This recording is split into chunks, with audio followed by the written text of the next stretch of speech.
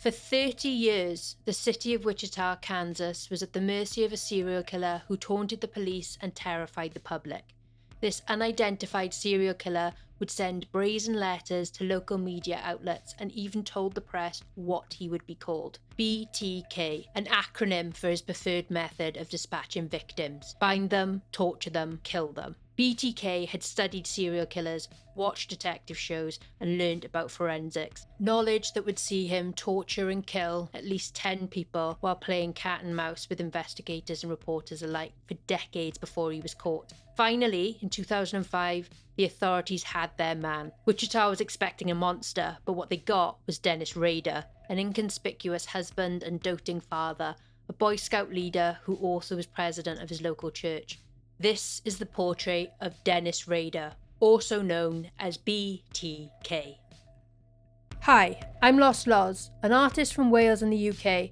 In the interest of levelling up my digital art skills, I decided to create a series of digital portraits of serial killers using Procreate. In each episode, I'll talk about the life and crimes of each of the serial killers while showing you the process of completing their portrait.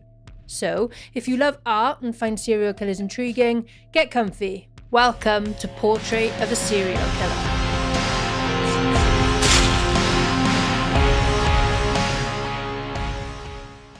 Before I continue, I want to give you a quick disclaimer. In this episode, I'll be discussing the following: home invasion, torture, sexual sadism, murder, strangulation, and animal cruelty.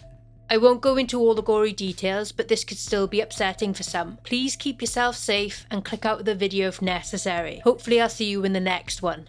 Okay, let's begin.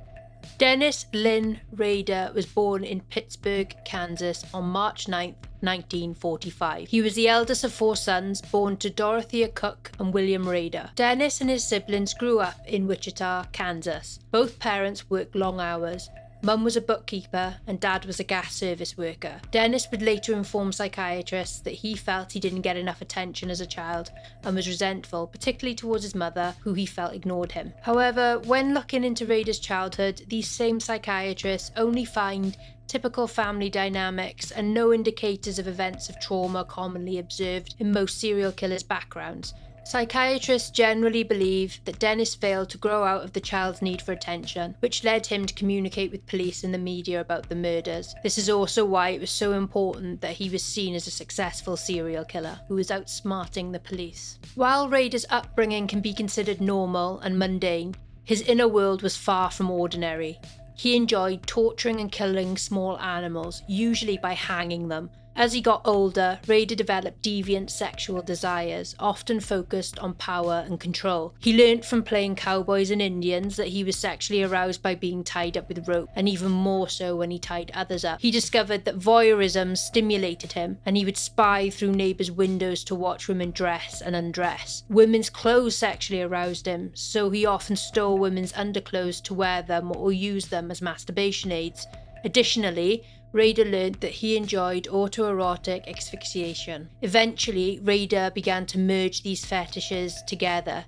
He would wear the stolen underwear while spying on women in the neighbourhood and bind himself with rope, usually around the neck, whilst masturbating. Eventually, Rader's desire to dominate and control became a sadistic sexual fantasy about torturing women. He referred to this desire as Factor X. Rader graduated from school and attended university in Kansas. His grades were poor and he dropped out after a year. Rader joined the Air Force in 1966 and served until 1970. On discharge, he moved to Park City, a suburb of Wichita, where he gained employment in the meat section of a supermarket. On May 22nd, 1971, Rader married Paula Diaz. They had 2 children, Kerry and Brian. In an interview with ABC News in 2019, Rader's daughter Kerry described her childhood as normal and explained that she had no clue that her father was a serial killer. Rader attended a community college in El Dorado, earning an associate's degree in electronic engineering technology in 1974. He also gained employment at a local security service. That same year, his primary role was fitting homes with security alarms. Further down the line, the BTK killings would cause the residents of Wichita to panic buy security systems. Ironically, it would often be BTK himself that would come into their homes to fit these systems. Rader began to feel his fantasy world was no longer enough the day he noticed 33-year-old Julie Otero, a mother of 5 whom he'd spotted taking her children to school one morning. Rader followed the family's movements for 2 months before acting. On the morning of January 15th, 1974, 4 family members were in the residence. 38-year-old father Joseph Otero, mother Julie Otero, 11-year-old daughter Josephine Otero, and 9-year-old son Joseph Otero II. The other 3 children had gone to school. After cutting the phone lines, an armed raider entered the Otero home via the back door after Joey had let the family dog out. Rader hadn't been expecting the father to be home, but he managed to control the family by informing them that he was a wanted man and at gunpoint demanded them to lie on the living room floor. The family, thinking it would just be a robbery and fearing being shot, complied with Rader's orders. Next, Rader moved the family into a bedroom, placing mother and daughter on the bed and father and son on the floor. Rader tied up each family member with rope. Rader then placed a plastic bag over the father's head and secured it with rope. The father managed to chew through this bag, so Rader had to put another bag over his head. This one remained intact, and the father, Joseph, slowly suffocated to death. Following this, Rader strangled the mother, Julie, then moved on to the son, Joey, and placed a bag over his head. At this point, the mother wakes up and starts screaming. Rader removes the bag from Joey's head and strangles Julie again with a rope until she dies. Learning from what happened with the father, Rader places a bag over Joey's head, 2 t-shirts, and then another bag. After watching him slowly die, Rader moves on to the daughter, whom he leads down to the basement. He hangs her with a noose he secured to a pipe while he masturbates. Rader takes a radio as a souvenir from the house and flees the scene, returning home to his wife as if nothing had happened. Sadly, the 3 older children who had been at school at the time of the killings were the ones who found the bodies. Rader's next victim is 21-year-old Catherine Bright, whom he'd watched for a month before he attacked. He had noticed that she lived alone and would often return home in the afternoons, which matched Rader's schedule. In April 1974, Rader broke into Catherine's home via a screen door and waited for Catherine to return. Catherine and her younger brother, 19-year-old Kevin Bright, returned to the house following a shopping trip. Rader wasn't expecting the brother, and this throws him off for a second, but he gains control over the situation as he is again armed with a gun. At gunpoint, he orders Kevin to tie up his sister, and then he ties Kevin up. He separates the two by placing them each in a different bedroom. Rader attempts to strangle the brother, but Kevin breaks loose of his restraint and begins to fight Rader for the gun. Rader overpowers Kevin and shoots him in the head. He then returns to Catherine and attempts to strangle her. At this point, Kevin gets back up and tries to stop Rader again. Again, Rader overpowers him and shoots him in the face. Rader turns his focus back to Catherine, but again, Kevin has got back up. This time, he runs out of the front door to get help. In a rush, Rader returns to Catherine, who is still fighting. Realising he doesn't have enough time to strangle her, he resorts to stabbing her 3 times in the back and the lower abdomen. Rader leaves the scene as quickly as he can, frustrated at how messy and out of control this attack had been. The police are unsure if this murder is linked to the Otero killing because there aren't many shared similarities. Kevin Bright survives the attack and provides the police with a good description of the perpetrator and helps them make a composite sketch. In October of that same year, Rader, frustrated that police were attributing his killings to others, wrote a letter that he stashed inside an engineering book in the Wichita Public Library. The letter described in detail the killings of the Otero family and declared that he wanted to be known as BTK, explaining it stood for bind them, torture them, and kill them. It also threatened more killings. The police don't go public with this letter. In 1975, Brian, Rader's first child, is born. Now a husband and father to a newborn baby, Rader works full-time in a relatively new job and is an active member of the local Christ Lutheran Church. During this time, Rader used his security job, which allowed him into people's homes, to plan what he called projects, a dehumanizing term he used when referring to potential victims he would stalk and plan how to kill. This combination, lack of free time, and the satisfaction Rader was able to achieve through planning his projects enabled him to go dormant for close to 3 years.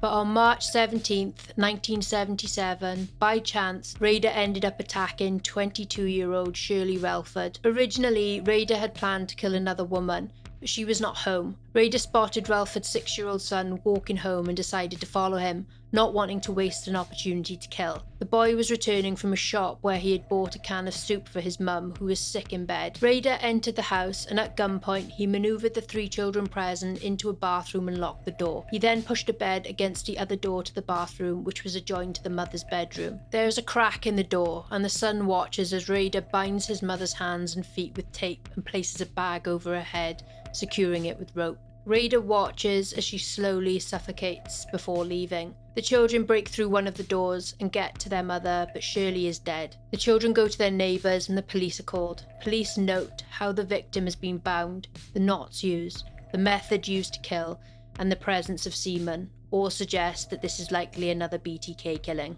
When Rader noticed 25-year-old Nancy Fox entering a Wichita home, he marked her as another project and began stalking her. On December 8th, 1977, Rader knew Fox would be at work, so he took this opportunity to cut the phone lines, enter the property and wait for Nancy to return. Rader would refer to this murder as his perfect hit, because this murder went smoothly, unlike the others. When Nancy returns and sees an armed Rader in her living room, she panics, but Rader manages to calm her. He explains that he is a strange dude and wants to have sex with her, but he will let her live if she cooperates. They talk for a period until Nancy is calm. Rader then takes her into the bedroom and ties her up.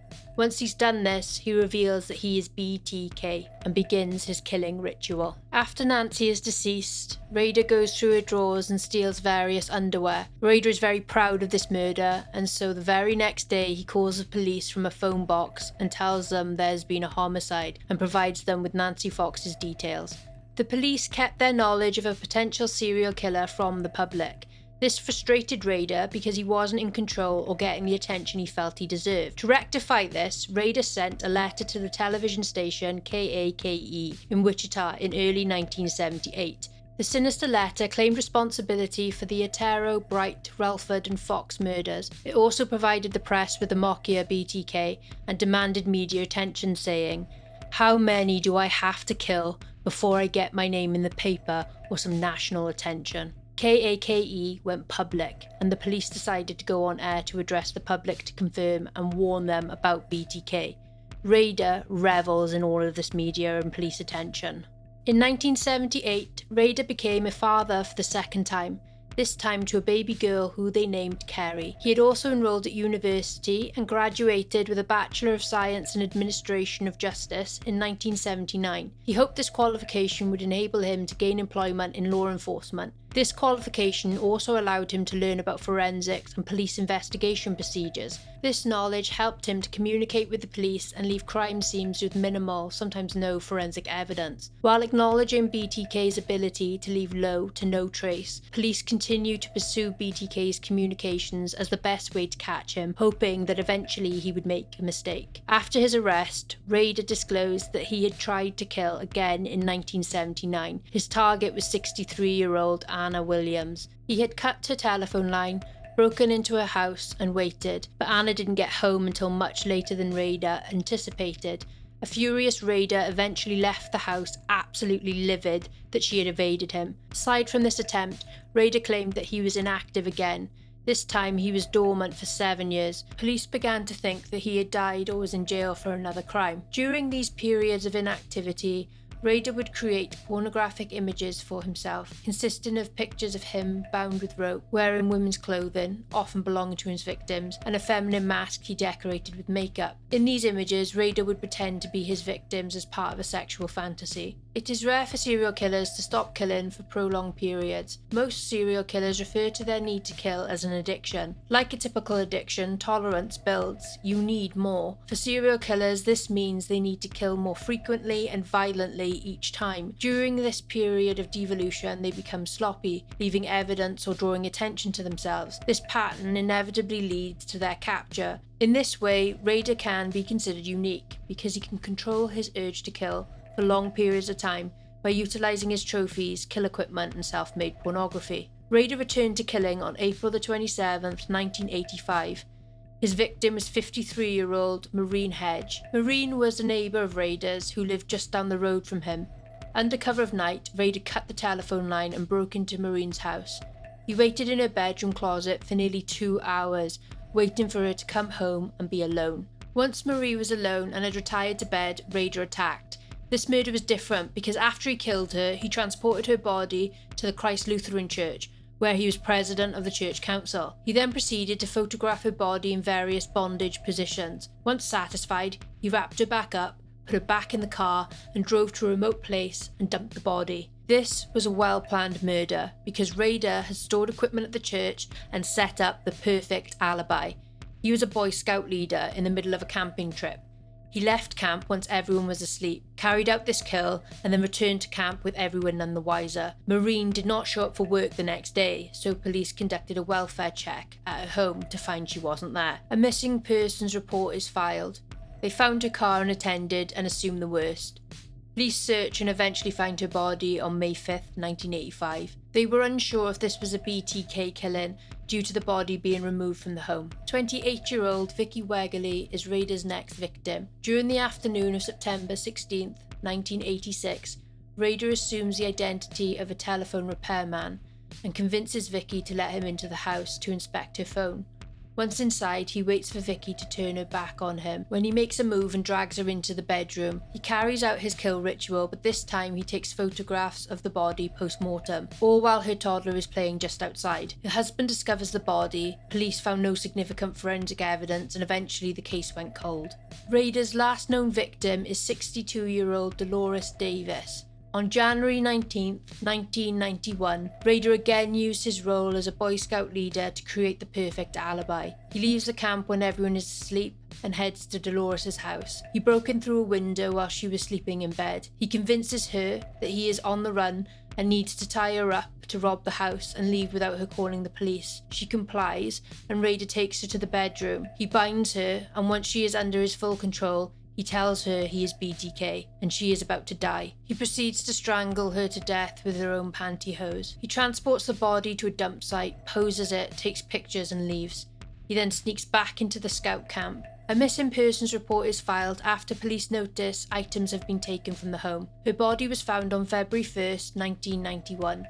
Again, police are unsure if this was a BTK killing, but with no forensic evidence, this case also goes cold. Rader goes dormant again.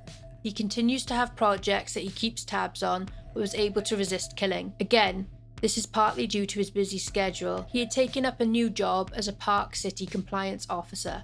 This allowed him to be seen as a figure of authority, which Rader relished. It also allowed him to stalk potential victims with minimal suspicion. Moreover, Rader continued to utilise his trophies, kill equipment and self-made pornography to satisfy his sadistic sexual desires. By January 2004, it had been 30 years since Rader had murdered the Oteros. The BTK investigation was considered a cold case.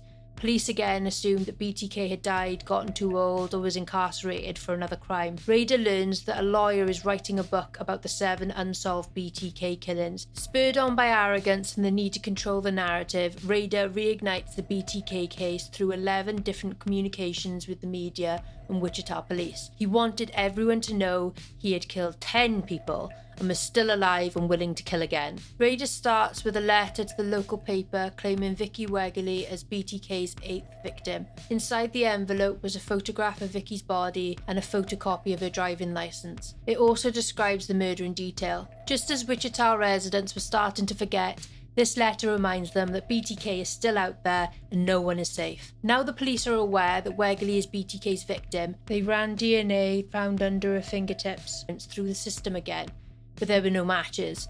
Police then began DNA testing men they thought may be BTK. Over 1,300 DNA samples were taken with no matches. Rader then sends a second letter, this time to KAKE-TV, implying that he will kill again. A week later, on May 10th, 2004, the police create a BTK task force, consisting of FBI and KBI agents and local police officers. Wichita's police homicide commander, Lieutenant Ken Landwehr, headed up the task force. There is an expectation that if they keep BTK communicating, they'll be able to catch him before he kills again. FBI agents advised that trying to form a relationship with BTK would help the police learn more about him and possibly build trust. Landwehr began to hold BTK press conferences that were carefully scripted, not just to inform the public about the investigation, but also to communicate directly with BTK. They aim to cater to his ego, build rapport, and encourage communication. With each form of communication, Rader begins to enjoy cat and mouse with the police and takes more risks. In January 2005, Rader slipped up when dropping off a message he put in a cereal box in the back of a random truck at Home Depot. His car is caught on camera and identified as a black Jeep Cherokee. As communications continue, the net is getting smaller. In one letter, BTK asks the police if they can track a floppy disk. They respond via a newspaper ad that they can't. BTK trusts them. February 16, 2005, Rader sends a floppy disk to KSAS TV. Police found metadata containing the words Christ Lutheran Church, and the document was marked as last modified by Dennis. After an internet search, police learn that a Dennis Rader was president of the church council. They find the address of Rader and drive by the house. They notice the black Jeep Cherokee is parked outside. All of this is strong evidence, but it's circumstantial. The police need more. They need to find a way of lawfully gaining DNA from Rader. They don't want to approach Rader for it because he could flee or kill again before the results return. Police decide to get a warrant to test a pap smear taken from Rader's daughter at her university medical centre. It comes back as a familiar match. In the early afternoon of the 25th of February 2005, police arrest Rader whilst he was driving home. Authorities search his home and vehicle and seize evidence. They also searched the church, his office at City Hall, and a library he was known to frequent. Rader admits he has BTK in custody after he understood that they had his DNA. He continued to be compliant with the police. His family are shocked and can't believe it. The following morning, the police announced that BTK was arrested. February 28, 2005, Rader is charged with 10 counts of first-degree murder. In March, Rader's bail was set at $10 million. And he was assigned a public defender to represent him. On June 27th, Rader pleaded guilty and he described each of the murders in detail for the court, but made no apology for his actions. On July 26, 2005, his wife was granted an emergency divorce waiver in the 60-day waiting period. Finally, on August 18, 2005, Rader was sentenced to 10 consecutive life sentences with a minimum of 175 years.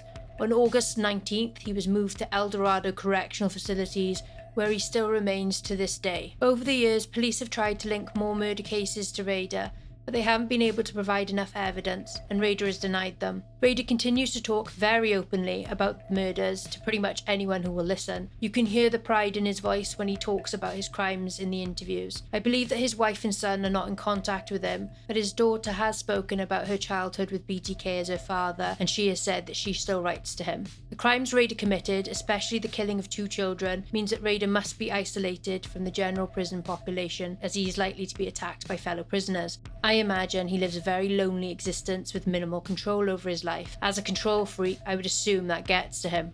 That's all I have on this one. It's an interesting case, just purely based on the differences between most serial killers in comparison with Rader. To me, it seems like Rader could control his urges more than other serial killers. Maybe that's because he had a normal childhood, whereas most serial killers come from horrific backgrounds. Feel free to leave any thoughts you have in the comments below. I'll see you in the next one. Thanks for watching. If you got something from this episode, please consider giving it a like.